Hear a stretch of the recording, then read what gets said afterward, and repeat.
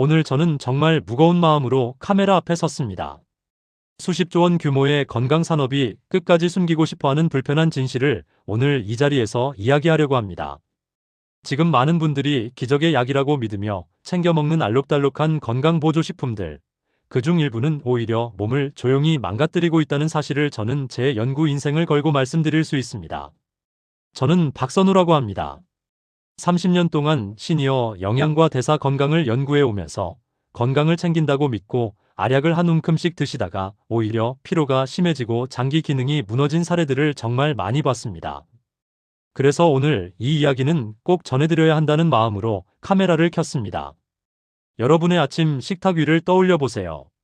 비타민, 미네랄, 인삼 추출물, 오메가, 이름 모를 캡슐들까지. 하지만 그 성분들이 서로 어떤 영향을 주는지, 지금 내 몸이 그것을 감당할 수 있는지는 아무도 제대로 알려주지 않았습니다. 저는 오늘 그 부분을 가장 솔직하게 풀어드리겠습니다. 사실 많은 분들이 이런 제품들을 먹으면서도 왜 몸이 더 무거운지, 왜 소화가 안 되는지 모르고 지나갑니다. 그런데 문제는 그게 단순히 일시적인 불편함이 아니라는 겁니다. 장기간 누적되면 간, 신장, 심장에까지 부담이 쌓여요. 그래서 지금이라도 정확한 정보를 아셔야 합니다. 제가 연구실에서 만난 분들 중에는 건강을 챙긴다고 매일 아침 10가지가 넘는 알약을 드시는 분들이 정말 많았어요. 그런데 그분들 중 절반 이상이 그 성분을 정확히 모르고 계셨습니다. 그냥 좋다니까, 친구가 추천했으니까, TV에서 봤으니까 먹는 거죠. 이게 얼마나 위험한 일인지 오늘 제대로 말씀드리겠습니다. 그리고 부탁 하나 드리고 싶습니다. 이 채널 구독은 무료지만 검증된 정보를 가장 빠르게 받아볼 수 있는 방법입니다. 잘못된 건강정보 속에서 길을 잃지 않도록 확실한 기준을 드릴 테니 구독해두시면 분명 도움이 됩니다. 또한 댓글에 여러분이 겪었던 경험이나 간단한 한 줄이라도 남겨주세요. 그 댓글 하나가 누군가의 노후 건강을 지켜주는 길잡이가 될 수도 있습니다. 가족과 지인들에게 이 영상을 공유해주시면 불필요한 제품 때문에 건강을 잃는 일을 미리 막아줄 수도 있습니다. 이제 본격적으로 절대 무심코 먹어서는 안 되는 보조식품들과 그 이유를 하나씩 설명드리겠습니다. 몇 달 전이었습니다. 제 지인의 어머니 74세 박 여사님이 아침마다 건강을 챙긴다며 10가지가 넘는 보조제를 식탁 위에 줄 세워 드시고 계셨습니다. 문제는 그걸 평생의 습관처럼 당연하게 여기고 있었다는 점입니다. 몸이 조금 피곤해도 약이 부족한가 보다 하고 속이 더부룩해도 원인을 찾지 못하고 결국 그 모든 부담이 몸에 쌓여갔던 겁니다. 처음에는 저도 그냥 넘어갈 뻔했어요. 하지만 어느 날 그분이 손에 힘이 없어지고 자주 어지럽다고 하시는 걸 들었을 때 저는 직감적으로 알았습니다. 이건 나이 탓이 아니라 보조제 과다 섭취 때문일 수 있다는 걸요. 그래서 조심스럽게 말씀을 드렸죠. 혹시 드시는 보조제 목록을 한번 보여주실 수 있냐고요. 목록을 받아보고 깜짝 놀랐습니다. 비타민, 미네랄, 오메가, 항산화제, 간 건강제, 혈행 개선제까지. 그런데 그중 절반 이상이 서로 겹치거나 과다한 용량이었어요. 특히 항산화제로 분류되는 성분들이 3가지나 중복돼 있었고 칼슘은 하루 권장량의 2배를 넘기고 있었습니다. 이건 몸을 돕는 게 아니라 부담을 주는 거였죠. 사실 그녀가 바꾼 건 아주 작은 습관 하나였습니다. 알약을 줄이고 대신 매 끼니에 채소와 단백질을 조금씩 더해보자는 제 제안을 받아들인 것이죠. 단 2달 만에 소화는 편안해졌고 오래 느끼던 피로도 줄었습니다. 몸은 원래 단순한 것을 좋아하는데 우리는 괜히 복잡하게 만들고 있었던 겁니다. 이 이야기를 끝까지 들어야 전체 흐름을 알 수 있습니다. 왜냐하면 뒤에서 제가 말씀드릴 5가지 보조식품은 바로 이런 분들이 가장 많이 드시는 것들이기 때문입니다. 그리고 그 성분들이 왜 위험한지, 어떤 방식으로 몸을 망가뜨리는지 정확히 알아야만 지금 당장 내려놓을 수 있어요. 오늘 이 영상에서 말씀드릴 내용은 여러분의 건강관리 방식을 완전히 바꿀 수 있는 중요한 지혜입니다. 이 이야기를 끝까지 듣고 실천하셔야만 진정한 변화를 경험할 수 있습니다. 만약 끝까지 보지 않으시면 가장 중요한 실천법을 놓치게 됩니다. 마지막에 나올 단 하나의 습관이 모든 것을 바꿀 수 있습니다. 이런 중요한 정보를 더 많은 분들이 알 수 있도록 구독과 좋아요로 응원해주세요. 끝까지 보시면 왜 지금 당장 여러분의 작은 습관을 바꿔야 하는지 분명하게 깨닫게 되실 겁니다. 혹시 아직 구독과 좋아요를 누르지 않으셨다면 지금 바로 눌러주세요. 이 채널은 여러분의 건강한 노년을 응원합니다. 그럼 지금부터 하나씩 구체적으로 짚어보겠습니다. 여러분의 식탁에서 바로 오늘부터 내려놓아야 할 것들이 무엇인지 정확히 알려드릴게요. 여러분이 건강을 위해 먹고 있다고 믿는 보조식품 중 일부는 사실 몸에 심각한 부담을 주고 있을 수 있습니다. 오늘 제가 말씀드릴 5가지는 특히 시니어분들이 조심해야 할 제품들입니다. 지금부터 하나씩 차근차근 설명드리겠습니다. 먼저 고용량 비타민이에요. 많은 분들이 항산화 효과가 좋다고 해서 매일 챙겨 드시는데 사실 이게 과하면 오히려 혈액응고 균형을 무너뜨릴 수 있습니다. 특히 고용량으로 장기 복용하면 뇌혈관에 부담이 가고 출혈 위험이 높아질 수 있다는 연구 결과들이 나와 있어요. 북미의 한 대규모 연구에서는 고용량 비타민 복용 그룹에서 출혈성 사고 발생률이 유의미하게 증가했다는 보고가 있었습니다. 제가 상담했던 72세 이정우님은 매일 고용량 비타민을 3년 넘게 챙겨 드셨어요. 그런데 어느 날부터 자주 어지럽고 작은 충격에도 멍이 쉽게 들더래요. 혈액 검사를 해보니 응고 기능에 문제가 생긴 거였습니다. 복용을 중단하고 자연식으로 바꾸니까 2달 만에 증상이 많이 호전됐어요. 항산화 성분은 굳이 알약으로 먹지 않아도 시금치, 견과류, 당근 같은 음식에 충분히 들어있습니다. 그게 훨씬 안전하고 몸도 잘 받아들여요. 그런데 많은 분들이 필요하다는 이유로 여러 항산화제를 동시에 드시는 경우가 있는데 이건 정말 위험합니다. 여러분은 항산화제를 얼마나 챙겨 드시고 있나요? 다음은 고용량 베타카로틴입니다. 노화 방지, 눈 보호 효과로 광고되는 제품들이 많죠. 하지만 고용량으로 먹으면 오히려 산화 스트레스를 높일 수 있다는 사실 알고 계셨나요? 해외의 한 대규모 장기 연구에서는 특정 그룹에서 폐 관련 위험이 증가한다는 결과가 나왔어요. 특히 흡연 경력이 있거나 고령층일수록 이 위험이 더 커집니다. 69세 최문식님은 친구 추천으로 베타카로틴 보충제를 2년 넘게 드셨어요. 눈 건강이 좋아질 거라고 믿었는데 별 효과가 없고 오히려 속이 불편해지더래요. 결국 복용을 중단하고 당근, 고구마 같은 색깔 채소를 매일 다양하게 드시기 시작했습니다. 그게 훨씬 편하고 몸도 가벼워졌다고 하시더라고요. 색깔 있는 채소를 매일 다른 색으로 먹는 것만으로도 충분히 필요한 성분을 채울 수 있어요. 보충제로 고용량을 한꺼번에 넣는 건 몸에 부담만 줍니다. 특히 흡연하셨던 분들이나 고령층은 고용량 베타카로틴 보충제를 피하시는 게 좋습니다. 여러분은 베타카로틴을 음식으로 얼마나 드시고 계신가요? 그 다음은 과도한 칼슘 보충제예요. 뼈 건강을 위해 많은 분들이 챙기시는데 이것도 과하면 문제가 생깁니다. 칼슘이 혈관에 쌓이면서 석회화가 일어나고 심혈관 위험이 높아질 수 있거든요. 뉴질랜드에서 진행된 한 연구에서는 고용량 칼슘 보충제를 복용한 그룹에서 심혈관 문제 발생률이 유의미하게 증가했다는 보고가 있었습니다. 76세 김정자님은 뼈가 약해질까봐 칼슘만 믿고 매일 고용량으로 드셨어요. 그런데 어느 날부터 배뇨가 불편하고 옆구리가 아프더래요.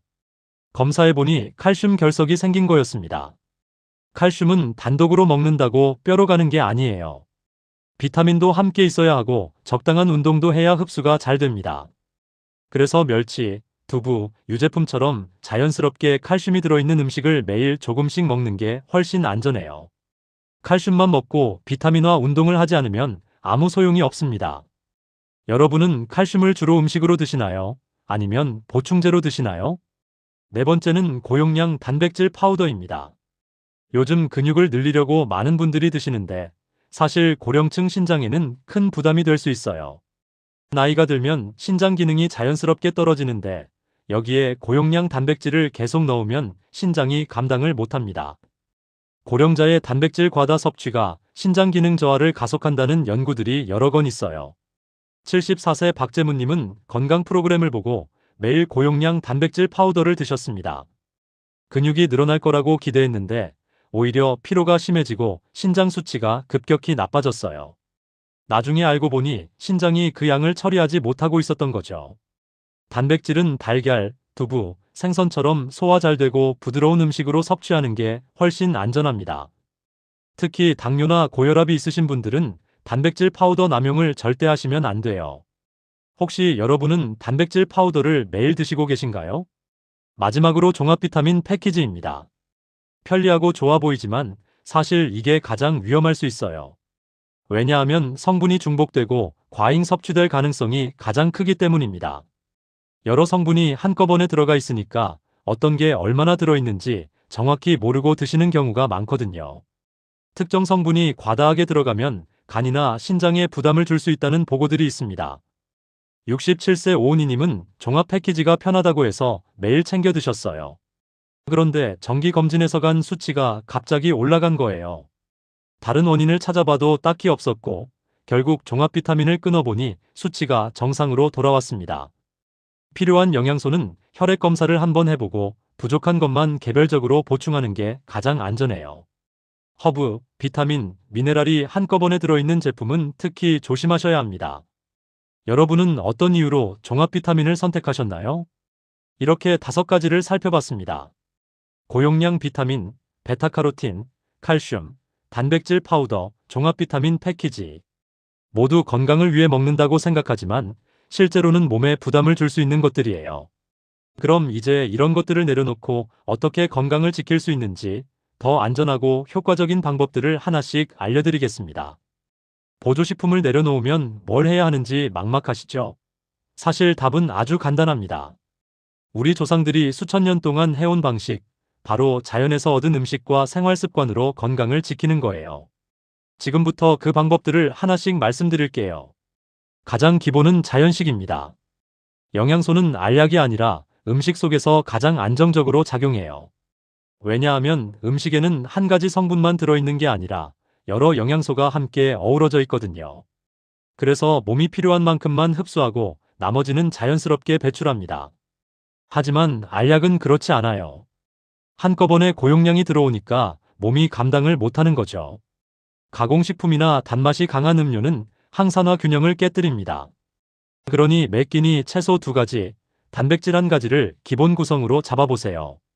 밥상의 색깔이 다양하면 영양소도 자연스럽게 골고루 채워집니다. 여러분의 오늘 식탁에는 어떤 색깔이 올라가 있나요? 다음은 햇볕의 힘입니다. 비타민은 시니어에게 정말 중요한데 이걸 알약으로 먹는 것보다 햇볕을 쬐면서 자연스럽게 합성하는 게 훨씬 좋아요. 피부에서 만들어지는 비타민은 몸이 스스로 조절할 수 있거든요. 너무 많이 만들면 저절로 멈추고 부족하면 더 만들고. 이게 자연의 지혜입니다. 다만 강한 오후 햇빛은 피부에 화상을 유발할 수 있으니 조심하셔야 해요. 오전 9시 이전이나 오후 4시 이후에 15분에서 20분 정도 산책하시는 게 가장 좋습니다. 팔이나 다리를 적당히 노출하고 걸으시면 그것만으로도 충분해요. 오늘 햇볕을 몇 분이나 받으셨나요? 3번째는 꾸준한 걷기입니다. 걷기는 돈 안 들고 언제 어디서나 할 수 있는 최고의 운동이에요. 혈류가 증가하면 뇌와 심장 건강 전반에 좋은 영향을 주거든요. 또 근육을 유지하고 뼈를 튼튼하게 하는데도 도움이 됩니다. 다만 갑자기 장거리를 걷거나 무리하게 운동하면 무릎에 부담이 갈 수 있어요. 그러니 처음에는 천천히 시작하세요. 빠르게 30분 걷기, 계단 한층 올리기 정도만 해도 충분합니다. 매일 조금씩 하는 게 한 번에 많이 하는 것보다 훨씬 효과적이에요. 여러분은 매일 몇 분이나 걸으시나요? 4번째는 수면과 휴식입니다. 잠을 제대로 못 자면 아무리 좋은 음식을 먹어도 소용이 없어요. 수면 부족은 산화 스트레스를 높이고 면역력을 떨어뜨립니다. 그러니 보조제를 먹는 것보다 잠을 잘 자는 게 훨씬 중요해요. 카페인이나 야식은 수면의 질을 떨어뜨리니까 저녁에는 피하시는 게 좋습니다. 잠들기 2시간 전에 가벼운 스트레칭을 하거나 따뜻한 물로 샤워를 하면 잠이 잘 와요. 침실은 어둡고 시원하게 유지하시고 핸드폰은 침대에서 멀리 두세요. 요즘 잠은 편히 주무시나요? 5번째는 가족이나 지인과의 교류입니다. 사회적 관계는 치매나 우울 위험을 낮춰줘요. 사람과 대화하고 웃고 감정을 나누는 것 자체가 뇌를 자극하고 정신 건강에 도움을 줍니다. 혼자 지내는 시간이 너무 길어지면 우울해지기 쉽고 인지 기능도 떨어질 수 있어요. 일주일에 한 번이라도 친구나 가족과 산책을 하거나 함께 식사를 해보세요. 동네 경로당이나 복지관에 나가서 사람들과 어울리는 것도 좋은 방법입니다. 이번 주에 누구와 대화를 나누셨나요? 6번째는 물을 충분히 마시는 겁니다. 나이가 들면 갈증을 잘 느끼지 못해서 물을 덜 마시게 되는데 이게 사실 여러 문제를 일으킬 수 있어요. 탈수가 되면 혈액이 끈적해지고 신장에 부담이 가고 변비도 생깁니다. 하루에 물을 6잔에서 8잔 정도는 드셔야 해요. 한 번에 많이 마시기보다는 조금씩 자주 마시는 게 좋습니다. 아침에 일어나자마자 물 한 잔, 식사 전후로 한 잔씩 이렇게 습관을 만들어 보세요. 일곱 번째는 스트레스 관리입니다. 스트레스가 쌓이면 몸에 염증이 생기고 면역력이 떨어져요. 그래서 아무리 좋은 음식을 먹어도 효과가 없습니다. 스트레스를 완전히 없앨 수는 없지만 줄일 수는 있어요. 간단한 명상이나 깊은 호흡, 산책, 취미 생활 같은 것들이 도움이 됩니다. 하루에 10분이라도 나만의 시간을 갖고 마음을 비우는 연습을 해보세요. 여덟 번째는 적당한 운동 강도를 유지하는 겁니다. 운동은 좋지만 너무 과하면 오히려 독이 돼요. 특히 고령층은 회복 속도가 느리기 때문에 무리하게 운동하면 부상 위험이 큽니다. 본인 체력에 맞춰서 천천히 꾸준히 하는 게 가장 좋아요. 숨이 약간 찰 정도, 땀이 살짝 날 정도면 적당한 겁니다. 아홉 번째는 정기적인 건강검진입니다. 아무리 건강하게 살아도 나이가 들면 어딘가는 약해지기 마련이에요. 그래서 1년에 한 번 정도는 혈액 검사를 비롯한 기본 검진을 받아보시는 게 좋습니다. 특정 영양소가 부족한지, 장기 기능에 문제가 없는지 확인하고 필요한 부분만 보충하면 됩니다. 무턱대고 보조제를 먹는 것보다 훨씬 안전하고 효과적이에요. 열 번째는 긍정적인 마음가짐입니다. 마음이 건강해야 몸도 건강해요. 매일 감사한 일을 하나씩 떠올려보고 작은 기쁨을 찾아보세요. 부정적인 생각은 스트레스 호르몬을 높이고 면역력을 떨어뜨립니다. 반대로 긍정적인 마음은 몸의 회복력을 높여줘요. 이렇게 10가지를 실천하시면 보조제 없이도 충분히 건강을 지킬 수 있습니다. 사실 우리 몸은 복잡한 걸 원하지 않아요. 단순하고 자연스러운 생활이 가장 좋은 약입니다. 이제 마지막 정리로 넘어가겠습니다. 오늘 우리는 건강을 위해 먹는다고 믿었던 보조식품들이 실제로는 몸에 부담을 줄 수 있다는 사실을 살펴봤습니다. 고용량 비타민, 베타카로틴, 과도한 칼슘, 단백질 파우더, 종합 비타민 패키지까지. 이 모든 것들이 광고나 주변 추천 때문에 좋다고 믿었던 것들이지만 실제로는 지나친 기대와 정보 부족이 만들어낸 오해였습니다. 잘못 관리하면 어떻게 될까요? 간과 신장에 부담이 쌓이고 피로가 누적되며 소화가 안 되고 어지럼증이 생깁니다. 혈관에는 석회가 쌓이고 혈액 응고 기능이 무너지며 심한 경우 장기 기능까지 망가질 수 있어요. 그런데 많은 분들이 이런 증상을 나이 탓이라고 생각하고 넘어갑니다. 알약을 더 먹으면 해결될 거라고 믿으면서요. 하지만 제대로 관리하면 완전히 달라집니다. 자연식으로 영양을 채우고 햇볕을 쬐며 걷고 잠을 잘 자고 사람들과 어울리는 것만으로도 몸은 스스로 회복합니다. 소화가 편안해지고 피로가 줄어들며 머리가 맑아지고 기운이 생겨요. 무엇보다 불필요한 알약에 쓰는 돈과 시간을 아낄 수 있습니다. 몸도 가벼워지고 마음도 편안해지죠. 저는 30년 동안 수많은 사례를 보면서 확신하게 됐습니다. 건강은 복잡한 게 아니라는 걸요. 우리 몸은 자연에서 온 음식을 가장 잘 받아들이고 단순한 생활 습관을 가장 좋아합니다. 알약 한 움큼보다 밥상 위에 채소 한 접시가 훨씬 강력한 약이에요. 그래서 오늘 당장 실천할 수 있는 단 하나를 말씀드리겠습니다.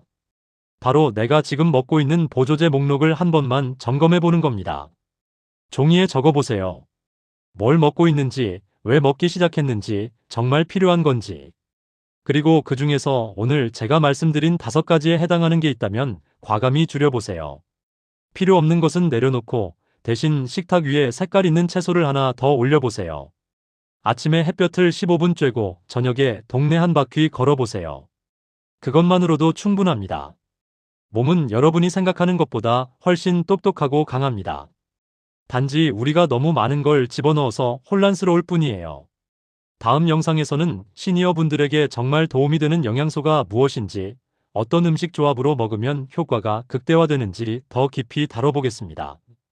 또 실제로 보조제가 필요한 경우는 언제인지, 어떻게 안전하게 선택하는지도 알려드릴게요. 오늘 내용이 도움이 되셨다면 댓글로 여러분의 경험을 남겨주세요. 지금 어떤 보조제를 드시고 계신지, 오늘 이야기를 듣고 어떤 생각이 드셨는지 한 줄이라도 좋습니다. 여러분의 그 한 줄이 같은 고민을 하는 누군가에게는 건강을 지키는 기적의 씨앗이 될 수 있습니다. 그리고 이 영상이 도움이 되셨다면 가족이나 지인들에게 꼭 공유해 주세요. 건강을 챙긴다고 오히려 몸을 망가뜨리는 일을 막아줄 수 있습니다. 구독과 좋아요도 잊지 마시고요. 여러분의 건강한 노후를 진심으로 응원합니다. 다음 영상에서 또 만나요. 건강하세요.